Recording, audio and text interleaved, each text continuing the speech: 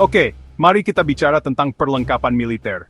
Dulu, cerita tentang teknologi militer cukup sederhana. Buat senjata yang lebih besar, bangun lapisan baja yang lebih tebal, buat pesawat yang lebih cepat. Semuanya tentang menjadi lebih besar, lebih kuat, dan lebih bising dari lawan. Anggap saja seperti balap drag.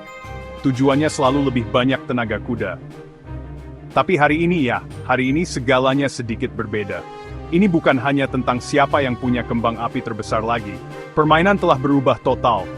Teknologi militer terdepan sekarang bukan lagi tentang kekuatan kasar, melainkan tentang menjadi cerdas. Ini tentang menjadi lebih pintar, lebih licik, dan melihat hal-hal yang tidak bisa dilihat oleh pihak lain. Jadi, untuk sementara waktu ke depan, kita akan membuka kap beberapa perangkat keras militer yang benar-benar menakjubkan ini. Mari kita mulai dengan sesuatu yang benar-benar membalikan aturan drone tempur. Nama resminya, Unmanned Aerial Vehicle, atau UAV. Selama bertahun-tahun, puncak kekuatan udara adalah pilot pemberani. Pilot tidak terbang di ketinggian 30.000 kaki, mereka duduk di kursi yang nyaman di ruangan ber-AC. Ini adalah ketekunan mereka yang luar biasa. Mesin seperti MQ-9 Reaper bisa tetap di udara selama lebih dari 24 jam non-stop. Bayangkan itu. Ia bisa mengitari suatu area sepanjang siang dan malam, mengawasi, mendengarkan, menunggu. Ini adalah alat pengawasan terbaik. Tingkat ketekunan ini tak mungkin dilakukan pesawat berawak. Sebelum drone, kamu butuh seluruh skuadron jet. Mahal, rumit, bising. Dan tentu saja mereka membawa senjata. Mesin yang menemukan target bisa juga menghancurkannya, dikendalikan dari jauh. Kombinasi pengawasan jangka panjang plus serangan langsung, wah pukulan ganda mematikan. Mesipturing menjare, presi, full da. Jadi, bagaimana semua ini bekerja? Ya, ini sedikit seperti memainkan permainan video. Drone itu sendiri dilengkapi dengan kamera, sensor, peralatan komunikasi. Semua itu kembali ke stasiun kendali darat melalui tautan satelit. Pilot duduk di kontainer seperti kokpit. Mereka melihat apa yang dilihat drone, real time. Seolah-olah mereka duduk di gelembung kaca di bawahnya. Keajaibannya ada pada tautan satelit. Memungkinkan kontrol tepat dari mana saja. Tingkat detail yang bisa mereka tangkap sangat menakjubkan. Beberapa kamera modern bisa membaca plat nomor dari ketinggian. Ini bukan hanya melihat, ini adalah analisis forensik dari langit. Penglihatan ini memungkinkan operator membedakan target dengan akurasi tinggi. Nah, jika drone adalah pengamat yang sabar, jet siluman adalah pembunuh senyap. Kita bicara tentang pesawat seperti F-22 Raptor, F-35 Lightning II. Sudut tajam, bentuk aneh, lapisan matte, tidak terlihat seperti pesawat normal. Setiap garis dan permukaan dirancang untuk menjadi tidak terlihat. Jet ini juga superkomputer fusi sensor, mengumpulkan data dari radar, pesawat teman, stasiun darat. Mengumpulkan informasi dari setiap arah, dan menggabungkannya menjadi gambaran sederhana untuk pilot. Ketidakterlihatan memberi pilot keuntungan monumental. Mereka bisa terbang ke wilayah musuh tanpa terdeteksi. Melihat musuh jauh sebelum musuh tahu mereka ada. Jet generasi keempat seperti F-11 dan Typhoon cepat lincah, tapi stealth mendominasi deteksi. Ini keuntungan tidak adil, memungkinkan mereka mendominasi langit. Jet menunjukkan di mana orang baik berada, hanap just peder, dan a-anjing terbisi. Jadi, bagaimana kamu membuat jet tempur seberat 20 ton terlihat seperti kelereng di radar? Ini benar-benar bermuara pada dua hal utama, bentuk pesawat dan bahan pembuatnya. Bentuk pesawat dan material penyerap radar. Pesawat normal penuh permukaan membulat, memantulkan radar kembali seperti senter ke cermin. Jet siluman dibentuk untuk membelokkan gelombang radar ke arah lain. Lapisan kulit pesawat terbuat dari bahan penyerap radar, energi gelombang diubah menjadi sedikit panas. Gelombang yang tidak dibelokkan diserap oleh kulitnya.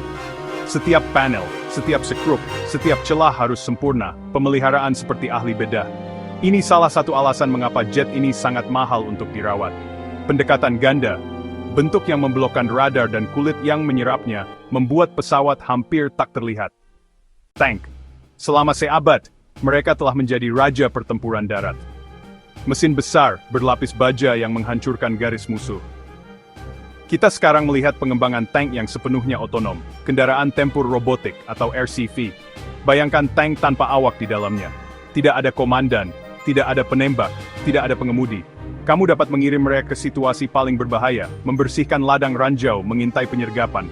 Mereka bisa bertugas sebagai payon sekali pakai, menarik tembakan musuh tanpa mengorbankan nyawa. Mesin-mesin ini dirancang modular. Meriam hari ini, anti-air besok, sensor intel kapan saja. Seperti pisau Swiss Army di atas trek. Visi pasukan masa depan, rekan robot bertempur bersama manusia, mengambil tugas paling mematikan. Prototipe seperti Ripsaw M5 dan Project Origin sudah diuji. Ini bukan hanya konsep. Disinilah kecerdasan buatan, atau AI berperan, hantu di dalam mesin, yang bertindak sebagai awak. Kamera 360 derajat, LiDAR, thermal akustik, sensor-sensor ini memberinya penglihatan lengkap. Prosesor membangun model 3D dunia secara real-time, melihat setiap pohon, batu, dan bangunan. Peta 3D menghitung jalur terbaik terus-menerus seperti SatNav, tapi jauh lebih kompleks. AI dilatih pada kumpulan data besar untuk mengenali tank musuh, tanda panas prajurit, peluncuran roket. Klasifikasi, ramah, bermusuhan, tidak dikenal, mesin cepat, sedikit menakutkan. Prajurit manusia mengawasi dan mengonfirmasi, tujuan, mesin lebih cepat dan lebih akurat. Tank robot berkomunikasi instan, satu melihat ancaman, semua berbagi data, koordinasi otomatis. Kemampuan kawanan, kecepatan dan sinkronisasi menggambarkan visi pertempuran darat masa depan. Sejauh ini, kita sudah bicara tentang serangan, tapi bagaimana dengan pertahanan? Apa yang terjadi jika pihak lain punya rudal yang sangat cepat dan cerdas datang ke arahmu? Disinilah sistem pertahanan rudal canggih berperan. Mereka adalah salah satu pencapaian teknologi paling luar biasa. Contoh terkenal, Iron Dome, perisai berlapis-lapis yang menembak jatuh roket jarak pendek. Sistem radar mendeteksi roket saat diluncurkan. Komputer menghitung lintasan dan memprediksi titik dampak, semua dalam hitungan detik. Komputer menentukan apakah ancaman nyata berdasarkan apakah roket akan mendarat di area berpenduduk. Jika ancaman dikonfirmasi, unit peluncur menembakkan pencegat yang punya radar kecil sendiri untuk koreksi lintasan. Bukan menabrak langsung, tetapi meledak dekat target untuk menghancurkan roket dengan awan pecahan.